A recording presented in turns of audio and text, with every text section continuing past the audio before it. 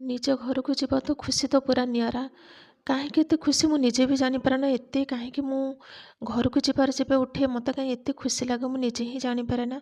बोधे निस्वार्थपर भल पाइबा ही बाप घर ही मिली थाए। मो जीवा कथा शुणी मो बो सान भाउज मो पुतुरा झीरी केते आज खुशी होती। मो सान भाउज रोजे आज केते सारा रोषे करी सहजे मोर शुक्रवार आज अरुआ भात भल भाव रोषे करी घीओ दे बो मोर एठी तिलक लगाऊँ से जने परम कृष्ण भक्त दिन को 16 माला करे बिना प्याज रसुण तो तार सब बेले आईस तो केबेठू छाड़िलानी तो मु घर को आसी बोली सकाल सकाल भाउज उठी कौन ये सब तार काम धंदार लगी पड़ी ये भी बहुत ठाकुर भक्त तो बिना प्याज रसुण सकाळू जहाँ भी से करे सब ठाकुर पाखे भोग लगाए दीपर भी जहाँ रोषे करे जगन्नाथ पाखे भोग लगाए संध्या बेले तार भजन कीर्तन सब बेले चलता है मो भाउजर। ये जो पिला टी देखुं आ ना है कृष्णा से सतरे भी जने कृष्णा